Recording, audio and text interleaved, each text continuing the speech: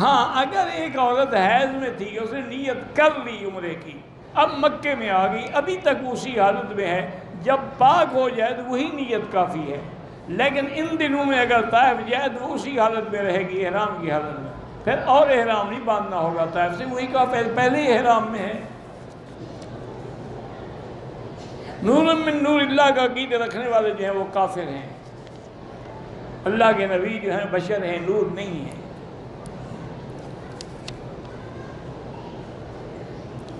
طواف کے پہلے 3 چکروں میں رمل ہے، ہاں عمرے کے طواف میں، ہر طواف میں نہیں ہوتی ہے۔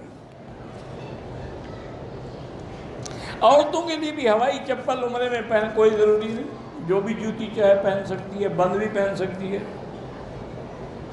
ہم دبئی سے آئے ہیں، دوسرا تیسرا عمرہ سفر میں کرنا چاہتے ہیں، تو بہرحال آپ کی مرضی ہے کہ آپ طائف سے احرام باندھیں، مسجد عائشہ سے باندھیں، مسجد جعرانہ سے باندھیں، عرفات سے باندھیں، حدیبیہ سے، جہاں آسانی ہو باندھیں۔ وسوسوں کا کیا علاج ہے؟ کوئی علاج نہیں، آخری صورتیں پڑھ کے دم کیا کرو، معوذتین۔ روزگار کے لیے زیادہ سے زیادہ استغفار پڑھا کرو۔ نظر بد سے بچنے کے لیے لا حول ولا قوت الا باللہ العلی العظیم پڑھا کرو۔ وسیلہ دینا شریعت میں قرآن میں ثابت نہیں ہے۔ میری توبہ ٹوٹ جاتی پھر بھی توبہ کرتے رہو، اللہ کا دروازہ کھلا ہے، ابھی بند نہیں ہوا۔ حل کرنے سے پہلے کسی نے آگے مجھے عطر لگا دیا، میں نے فوراً صاف کر دیا، ٹھیک ہے کوئی جرمانہ نہیں۔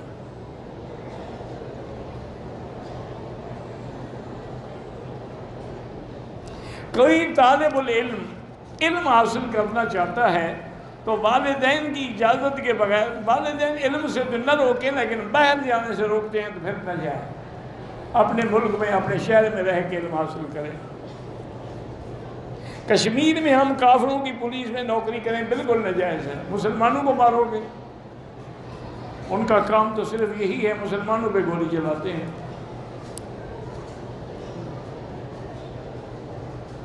اگر پہلے نکاح ہوا ہو لیکن ہماری خواہش ہے کہ حرم میں نکاح پڑھائیں تو پہلے پہ شک ہے کوئی؟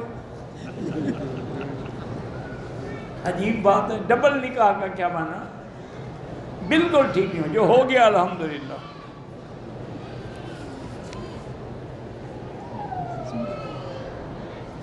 کہتے ہیں کہ آپ نے کہا تھا تو ہم نے آپ کے لیے 4 رکعت پڑھ کے دعا کی کہ اللہ آپ کو جزائے خیر عطا فرمائے۔ یہاں پر زیارت کے لیے لوگ جاتے ہیں، مکہ میں بھی مدینہ میں بھی، بہرحال ایسے وقت میں جائیں کہ حرم کی نماز نہ چھوٹے۔ ملک کی محبت حدیث میں تو نہیں ہے، ویسے بہرحال ملک کی محبت جو ہے اقوال ہیں بزرگوں کے کہ یہ بھی ایک قسم کا ایمان کا حصہ ہے۔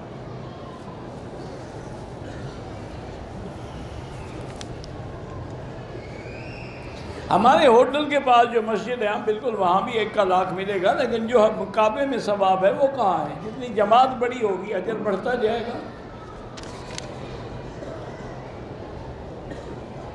ایک آدمی پاکستان سے حج کے دنوں میں آیا، 1 ذی الحج تھی، دبئی کے ایئرپورٹ سے احرام باندھنے سے روک دیا، احرام نہیں باندھا، مکے میں داخل ہو گیا، اب اس کے لیے ضروری ہے کہ مسجد عائشہ سے احرام باندھ کے حج کرے اور پھر ایک دم بھی دے دے۔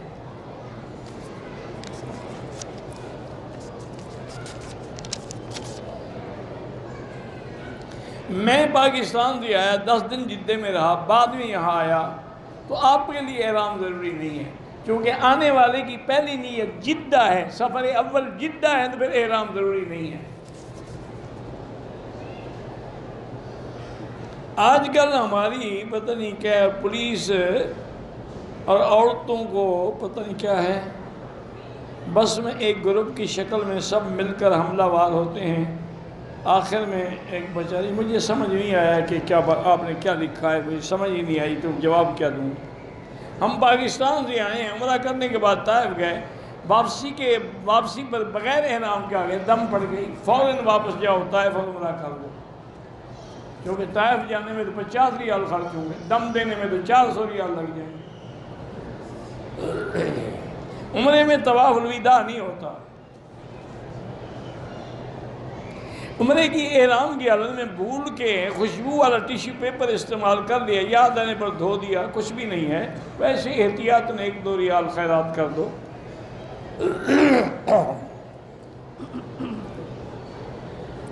بہرحال اگر وہ طائف اپنے رشتہ داروں کے بعد بھی جاتا ہے تو حنفی مسلک میں احرام ضروری ہے چونکہ وہ میقات ہے۔ باقی ائمہ کہتے ہیں کہ اس کی نیت عمرے کی نہیں تھی، وہ تو ملنے کے لیے کیا تھا، اس پر دم نہیں ہوگا۔ 2-3 طواف اکٹھے کر کے بعد میں 2 رکعت پڑھ سکتے ہیں۔ امداد کن دین دنیا شاد کن یا غوث اعظم دستگیری، سیدھا کفر ہے اور شرک ہے۔ یا اللہ یا رحمان اللہ کو پکارا جاتا ہے، یا حرف ندا ہے۔ جب کسی غیر کو پکارا جائے تو اسی کا نام تو شرک ہے، اور کیا شرک کو کوئی سینگ ہوتے ہیں۔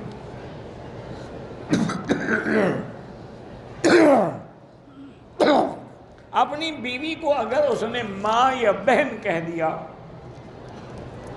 اگر جان بوجھ کے ارادہ تن کہا ہے تو حرام ہو گئی، ظہار ہو گیا، اور اگر ویسے منہ سے نکل گیا تو کوئی بات نہیں۔ مساجد میں جو علماء اور مؤذن ہیں ان کو اجرت دینی چاہیے، بالکل دینی چاہیے، نہیں دو گے تو پھر وہ بھی تو انشاءاللہ 11ویں پہ گزارا کریں گے نا۔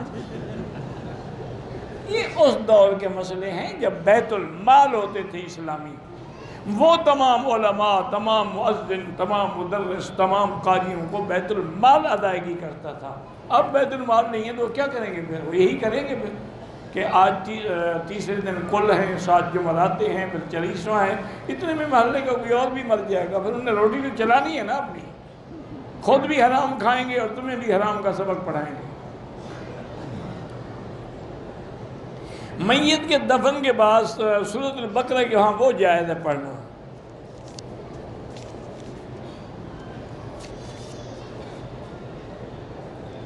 ہر سال میں تبلیغی جماعت میں جاتا ہوں، میرا دوست مجھے منع کرتا ہے، اصولی بات ہے کہ شیطان تو اچھے کام سے منع کرے گا۔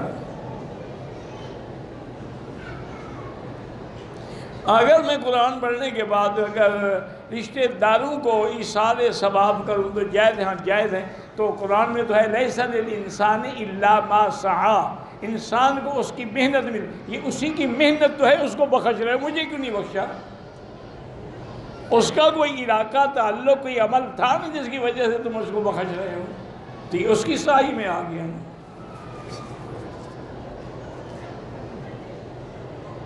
میرا بھائی اگر تقلید ماں باپ کی کرے اسلام کے خلاف وہ مشرک ہے، یہ تھوڑا ہے کہ ائمہ کی تقلید کرے تو مشرک ہے۔ ہمارے محلے کی مسجد کے امام کاروبار کرتا ہے گھی جس کی موجودہ قیمت 500 روپے، ادھار پہ 900 روپے، وہ جائز ہے، کوئی حرام نہیں۔ تمہیں صرف یہ مولویوں کے عیب ہی نظر آتے ہیں یا آپ نے بھی کبھی دیکھے ہیں؟ آپ نے حضور پہ جادو کا اثر ہوا تھا؟ بالکل ہوا تھا۔ انا مدینۃ العلم ابو بکر، یہ کوئی حدیث نہیں ہے، قول ہے۔